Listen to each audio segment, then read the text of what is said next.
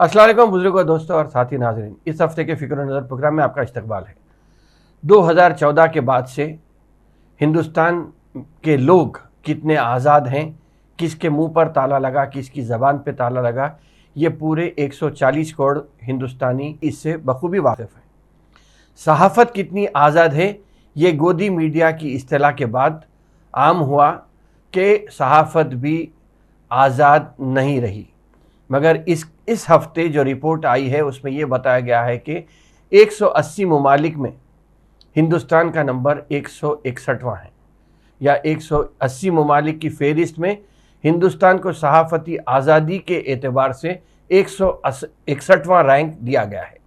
या मैं अगर उसको पलट कर अगर पढ़ूँ तो ये कह सकता हूँ कि सिर्फ 19 ममालिक ऐसे हैं हिंदुस्तान के अलावा पूरी दुनिया में जहाँ पे हिंदुस्तान से भी ज़्यादा हालात टाइट होने की वजह से वहाँ पे सहाफ़त की आज़ादी वहाँ पे उतनी नहीं है, या ख़तरनाक हालात ऐसे हैं कि सहाफ़ती आज़ादी वहाँ पे ख़तरे में है। बहरहाल 19वां रैंक हो या 161वां हो 180 ममालिक की फ़हरिस्त में, ये बात सहाफ़त की है। और वैसे भी कहा जाता है कि सहाफ़ियों की जो ज़िम्मेदारी होती है उसे फ़िल वक़्त सियासी लोग अच्छी तरीक़े से इस्तेमाल करना जान चुके हैं। मगर ये बात भी हकीकत है कि 2014 के बाद से जो हिंदुस्तान बदला है, आज तक अगर देखा जाए तो 2014 से 2023 तक ये एक औसतन ये बात कही जा रही है कि रोज़ाना 50 करोड़ रुपए मीडिया के ऊपर हुकूमत हिंद की तरफ से या जो हुकूमत की पार्टी है उसकी तरफ से खर्च होते जा रहे हैं। और किसके लिए हो रहे हैं अगर देखा जाए तो ख़ास तौर पे इसमें यह है कि वज़ीर आज़म नरेंद्र मोदी की जो छवि बनाने का काम है, जो इमेज बिल्डिंग एक्सरसाइज है, उस पर ये 50 करोड़ रुपए खर्च हो रहे हैं। खुद मिनिस्टर ने पार्लियामेंट में कहा है कि सालाना जो पैसे खर्च रकम जो एडवर्टाइजमेंट एंड पब्लिसिटी का बजट होता है वो तकरीबन 6000 करोड़ के करीब एक साल में, चाहे वो तोहफ़ों की कीमत में हो या इनामात की शक्ल में हो या इश्तिहारात की शक्ल में हो। बहरहाल मीडिया पे ऑफिशियली DAVP की तरफ से या मरकज़ी वज़ारत इत्तलात व नशरियात की तरफ से 6000 करोड़ खर्च होते हैं। इसके अलावा भी दीगर वज़ारतों का भी अगर बजट निकाला जाए मीडिया पे तो मैं समझता हूँ कि 50 करोड़ का निशाना आसानी से उस पर रोज़ाना खर्च हो रहा है। लेकिन लोग इम्पॉर्टेंट ये है कि वज़ीर आज़म की इमेज को बेहतर बनाना है, ना कि 15 लाख रुपए का वादा पूरा करना है, ना 2 करोड़ रोज़गार की बात है। ये अहम नहीं है। नोटबंदी फेल हो गई है, कई लोगों की जान चली गई है, लेकिन अभी भी देखा जाए तो साहब कर्नाटका में ये कहते हैं कि कांग्रेस के लोग या कांग्रेस के कायदीन मुझे गालियां दे रहे हैं। आपने ही खुद कहा था कि भाइयों बहनों मुझे 50 दिन दे दीजिए, हालात मामूल पर आ जाएंगे। लेकिन आज जो ब्लैक मनी का चलन है पूरे हिंदुस्तान में वो भी काफ़ी आम हो गया है, बल्कि गुज़िश्ता जो 2014 से पहले की जो चलन था ब्लैक मनी का उससे ज़्यादा हो गया है। फांसी देने की बात थी या जान से मार देने की बात थी, बहरहाल लोग तो भूल गए हैं। लेकिन इमेज बिल्डिंग एक्सरसाइज अगर देखा जाए तो ये बहुत अच्छी तरीके से चल रही है। आप सडन लॉकडाउन लगा दिए जिसकी वजह से कई लोग बेरोज़गार हो गए हैं, लेकिन फिर भी मीडिया इमेज बिल्डिंग में मसरूफ़ रहा। उनकी तकारीर को या मन की बात हो, तन की बात हो, ज़बान की बात हो, बहरहाल ऐसी बातों को बताने में मीडिया पेश रहा है। मुल्क के दीगर हिस्सों में भी अगर देखा जाए तो दलित की बेटी का रेप भी होता है तो उसकी कोई ज़्यादा अहमियत नहीं है, लेकिन खामोश बैठना मीडिया का काम बन गया है।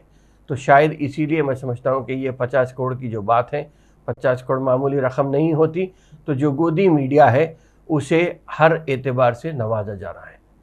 और अब मोदी साहब को कांग्रेस के लीडर्स की गालियों का जो बात आ रही है या डर लग रहा है, अगर वो देखेंगे तो कांग्रेस के लीडर्स के गालियों से ज़्यादा मैं समझता हूँ कि ऐसे खामोश मुतासिरा बूढ़े वालिदैन हैं जो अपने बच्चे की मुस्तकबिल के लिए फ़िक्रमंद है। बेरोज़गारी कब दूर होगी उसको लेकर जो दिल में गालियां दे रहे हैं। शायद आप तक, आपके कान तक तो वो बात नहीं पहुंच रही है गालियों की, लेकिन जो खामोशी से बदवा निकल रही है उसका ऐसा लग रहा है कि खामियाजा बहुत जल्द देखने में आएगा। चाहे वो कर्नाटका में हो, तो अगर हम कर्नाटका की बात करेंगे तो कर्नाटका में ऐसा लग रहा कि फिलवक्त आवाम का तो साथ कांग्रेस के साथ नज़र आ रहा है, लेकिन नतीजे क्या आएंगे, राय दही तक क्या होने वाला है, ये 13 तारीख को ही जब राय शुमारी होगी तो ही पता चलेगा कि किस करवट कर्नाटका बैठता है। अगर कर्नाटका रिजेक्ट करता है बीजेपी को तो फिर साउथ इंडिया से बीजेपी का खेल ख़त्म हो सकता है। बहरहाल वैसे भी अगर कर्नाटका की बीजेपी की बात करेंगे तो कई हिस्सों में बढ़ चुकी है बीजेपी वहाँ पे कर्नाटका में, और यही हाल अगर देखा जाए तो मध्य प्रदेश में भी होने जा रहा है। वहाँ पर भी 4 या 5 हिस्सों में बीजेपी बढ़ चुकी है। तो शायद इसीलिए साउथ की तरफ देखना शुरू किए हैं, जिसमें तेलंगाना नंबर 1 फेरिस्ट पे है। लेकिन मगर यहाँ भी ऐसा लग रहा कि तेलंगाना में भी दाल गलने वाली नहीं है। तेलंगाना में भी पर्दाफाश नज़र आता दिख रहा है, और रूरल तेलंगाना में ऐसा लग रहा कि मुकाबला कांग्रेस और टीआरएस के बीच में ही हो जाएगा। वह इसलिए कि बीजेपी का जो ग्राउंड फोर्स होती है या ग्राउंड वर्कर्स होते हैं, वो आहिस्ता आहिस्ता कहीं ना कहीं अवाम के गुस्से का सामना करना पड़ रहा है। तो शायद वो भी आहिस्ता आहिस्ता रूरल एरियाज़ में खामोश नज़र आ रहे हैं। अगर कर्नाटका में कांग्रेस आती है तो फिर यहाँ पे कांग्रेस के लीडर्स के हौसले बुलंद हो सकते हैं, लेकिन फिर बात आती है कि पैसा कहाँ से लाएगी कांग्रेस। खैर ये सब आगे की बात है, मगर सबसे इम्पॉर्टेंट ऐसा लग रहा कि फिलवक्त बीजेपी अपने हलीफ जमातों से आहिस्ता आहिस्ता जो रिश्ता तोड़ते नज़र आई, उसमें बीजेपी खुद अपने दलदल में फंसती नज़र आ रही। मध्य प्रदेश और कर्नाटका की तो बात हो गई है, लेकिन अगर देखा जाए तो शिवसेना से आपने रिश्ता तोड़ लिया, अकाली दल से आपने रिश्ता तोड़ लिया, और इंडियन नेशनल लोक दल से आपने रिश्ता तोड़ लिया। नीतीश कुमार को आपने गलत वक्त पे उनसे अपना रिश्ता तोड़ लिया। बहरहाल ऐसा लग रहा कि अब बीजेपी खुद अपने खोदे हुए गड्ढे में गिरने के लिए तैयार है, या बल्कि अपनी खबर खुद खोल रखी है। शिवसेना की बात यहाँ तक अगर हम बात करेंगे तो शिंदे हुकूमत ऐसा लग रहा है कि सुप्रीम कोर्ट के फैसले पर टिकी हुई है, और बहुत मुमकिन है कि सुप्रीम कोर्ट के फैसले से महाराष्ट्र की शिंदे हुकूमत वहाँ पे कुछ दिन की मेहमान नज़र आ रही है। शायद इसीलिए बीजेपी ने, चूँकि शिवसेना से तो तोड़ के शिवसेना को अगर ये हुकूमत तोड़ती है तो एनसीपी को तोड़ने की एक कोशिश की थी, लेकिन शरद पवार है। शरद पवार तो हैं, लेकिन ऐसा लग रहा कि शरद पवार हैं।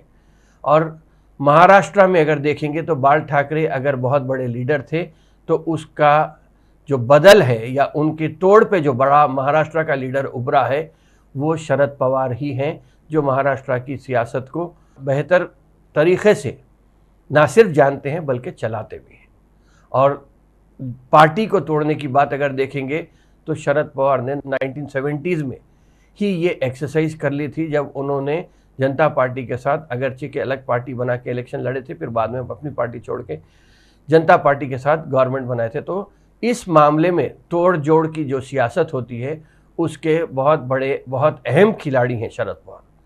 1942 में पैदा हुए, 82-83 ईयर्स के शरद पवार अभी अपनी ज़िंदगी के, मैं समझता हूँ कि 50 साल से ज़्यादा एक्टिव पॉलिटिक्स में गुजार दिए हैं, और उन्होंने ये ऐलान किया कि वो अब सियासी संन्यास ज़रूर ले रहे हैं, लेकिन अपने वर्कर्स के लिए हर वक्त मौजूद रहेंगे। ये एक ऐसी धमकी थी या ऐसा बयान था जिसके बाद अजीत पवार, जिसको बीजेपी अपने जानिब खींचने की कोशिश कर रही थी, उनकी पूरी सियासी खुदकुशी हो सकती है अगर वो पार्टी को, एनसीपी को तोड़कर बीजेपी के साथ अगर जाते हैं।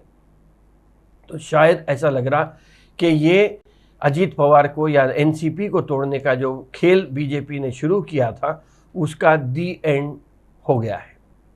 अब हो सकता क्या है, ये है कि महाराष्ट्र लॉबी या मराठा लॉबी की जो बात है, अगर हम उसकी बात करेंगे तो शिवसेना बम्बई के हद तक या अमची मुंबई के हद तक जो जानी जाती है, अब एनसीपी और शिवसेना मिलकर मराठा कार्ड अगर खेलते हैं तो फिर 48 मेंबर ऑफ पार्लियामेंट की सीट वाली रियासत महाराष्ट्र में बीजेपी को शायद बहुत ज़्यादा, बल्कि मैं ये कहूँगा कि बीजेपी को मुंह की खानी पड़ेगी। वैसे अगर महाराष्ट्र की आबादी को भी अगर हम देखेंगे तो वहाँ पे अगर देखा जाए तो 11% मुसलमान हैं और 12% शेड्यूल कास्ट हैं, 5% ब्राह्मण हैं। देवेंद्र फडणवीस बीजेपी के वजीर आला रहे हैं तो 5% ब्राह्मण हैं, लेकिन 11% और 12% मुस्लिम्स और एससीज अगर बीजेपी को छोड़कर शिवसेना, एनसीपी और कांग्रेस अगाड़ी के उसमें आते हैं तो फिर मैं समझता हूं कि बीजेपी को बहुत बड़ा नुकसान होने की बहुत ज़्यादा उम्मीद है, बल्कि मैं ये कहूँगा। और इसके अलावा अगर देखेंगे तो एनसीपी और शिवसेना की जो ये दोस्ती हम नहीं तोड़ेंगे का मामला है, उसको अगर देखेंगे तो मराठा और बैकवर्ड क्लासेस को अगर हम मिलाएंगे तो तकरीबन 50% आबादी ये दो तबकात पर ही है। महाराष्ट्र की बात यहाँ पे आहिस्ता आहिस्ता परेशान करती नज़र आ रही है बीजेपी को। तो महाराष्ट्र की पॉलिटिक्स अपनी जगह है, तो अगर पार्टी वाइज वोट शेयर भी अगर देखा जाए तो बीजेपी को कभी भी ज़्यादा वोट नहीं मिले थे, 20-25% के करीब वोट मिले थे। वो भी बीजेपी ने मोदी को जब बताने वज़ीर आज़म की इमेज बिल्डिंग एक्सरसाइज के उसमें 25% वोट मिले थे और शिवसेना को तकरीबन 23% वोट मिले थे, लेकिन 16 और 17% कांग्रेस और एनसीपी को मिले थे। तो 23, 16 और 17 एक जगह हो गए हैं और 25% वोट पर बीजेपी जो सिमटी हुई थी, अब शायद ऐसा लग रहा कि इस झगड़े के बाद 25% भी मिलना मुश्किल हो सकता है। तो 48 सीट्स की रियासत से भी बीजेपी को थैंक यू वेरी मच, वहाँ से एग्जिट लेने का वक्त आ गया है। वैसे भी अगर देखेंगे तो महाराष्ट्र की जो पैसे वाली लॉबी है या शुगर लॉबी, जो शुगर गन्ने के काश्तकार होते हैं, ये पूरे शरद पवार के पावर के साथ ही रहते हैं। अब महाराष्ट्र के जाने के बाद उत्तर प्रदेश में बीजेपी का जो खेल शुरू हुआ है उस पर अगर हम बात करेंगे तो ऐसा लग रहा है कि अब फिलवक्त नॉन मुस्लिम वोट बीजेपी से सरकता हुआ, खिसकता हुआ नज़र आ रहा है। तो शायद बीजेपी ने ये तय किया है कि मुस्लिम कंसोलिडेशन को फिर से एक बार हिस्सों में, बकरों में तोड़ने की एक कोशिश हो रही है। शायद इसीलिए उत्तर प्रदेश में अशराफ और पसमानदा मुसलमान का एक नया बीज बोया जा रहा है, जिसकी वजह से अब वहाँ पे मुसलमानों को फिर से हिस्सों में बांटने की कोशिश हो रही है। शेड्यूल कास्ट की बात अगर हम करेंगे तो शेड्यूल कास्ट के पूरे हिंदुस्तान भर में 544 अरकान पार्लियामेंट में 130 सीट एससी और एसटी के लिए रिजर्व्ड हैं। उसमें 88 सीट्स आज बीजेपी के हक में है। अब 88 सीट्स में अगर हम देखा जाए तो ये कैसा बीजेपी वहाँ पे जीत रही है उसका अंदाज़ा लगाना मुश्किल नहीं है, क्योंकि हम लोग ये सोच के वोट नहीं डाल रहे हैं इन 130 रिजर्व सीट्स में कि कुछ भी हो जाओ एससी या एसटी ही जीतने वाला है। एससी एसटी जीतने की मामला नहीं है। वहाँ पे अगर एससी एसटी तो हर पार्टी का एससी एसटी होगा, लेकिन वहाँ की अगर हमारी राय दही अगर बढ़ती है तो शायद वहाँ पर भी कोई सेक्युलर पार्टी को जिताने में हम कामयाब हो सकते हैं। बजाय इसके कि हम अगर वोट नहीं डालने जाएंगे तो फिर 88 सीट्स का 120 सीट अगर बीजेपी जीतती है तो फिर बीजेपी की हुकूमत फिर से 2024 में बनाने के लिए वो तैयार रहेंगे। अगर इसके अलावा भी अगर हम बात करेंगे तो 130 सीट के अलावा 80 से 100 सीट ऐसे हैं जहाँ पे मुसलमानों की आबादी अच्छी खासी है। उस पे अपना कब्जा जमाने के लिए अशराफ और पसमानदा का कार्ड खेला जा रहा है।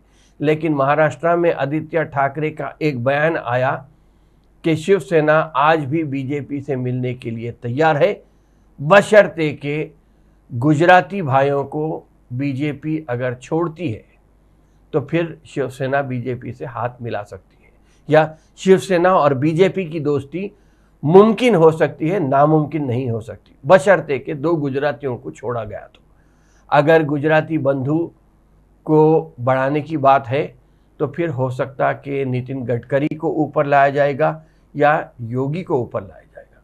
वैसे राजनाथ सिंह भी कोई गैर अहम कायद नहीं है, लेकिन जहाँ तक नितिन गडकरी का मामला है, नितिन गडकरी काबिल कबूल ज़रूर हैं, लेकिन योगी अपनी जो इमेज बना रहे हैं उसमें ऐसा लग रहा कि सख्त हिंदुत्व या एंटी मुस्लिम या अतीक अहमद को मारा जा सकता है हमारे हुकूमत में, ये जो इमेज बना रहे हैं, तो शायद ऐसा लग रहा है कि बीजेपी में भी अब एक नई दौड़ शुरू हुई है, कौन बनेगा वज़ीर आज़म। इस सिलसिले में शायद हो सकता है कि आगे किस हद तक, किस किस्म से हिंदुस्तान की पॉलिटिक्स किस तरीके से, किस सिमत में लेके जाना है, इसका इल्म लगाना मैं समझता हूँ कि किसी के लिए दुश्वार नहीं है, आसानी से आप अंदाज़ा लगा सकते हैं, बशर्ते कि हम सोच समझकर काम करें और अपने वोट की जो अहमियत होती है, ख़ास तौर पे रूरल एरियाज़ में अगर देखा जाए, हिंदुस्तान भर में, तेलंगाना के भी रूरल एरियाज़ में देखिए कि 5 साल में तब्दीली की लहर चलती है, मगर मुस्लिम अक्सरियती इलाक़ों में उमूमन होता ये है कि जो है उसी को रिपीट किया जाता है। तो रूरल एरिया या देही इलाक़ों में अगर हम जाएंगे तो वहाँ पे लोग अपने हालात को अगर बदलता नहीं देखे 5 साल में, तो वो तब्दीली चाहते हैं। तो शायद मैं समझता हूँ कि अब फ़िलवक़्त मुसलमानों के जो हालात हैं उसमें बेहतर ये है कि हम सोच समझकर अपने क़दम या अपने लीडर का इंतखाब करें, ताकि 5 साल में अहम तब्दीली हो सके और एक अच्छा सुनहरा हिंदुस्तान हमारे को मिल सके। बहरहाल इन चंद बातों के साथ मैं अपने बात को यहीं ख़त्म करता हूँ। इंशाअल्लाह आइंदा हफ्ते फिर मुलाकात होगी, फिर बात होगी। शुक्रिया, खुदा हाफ़िज़।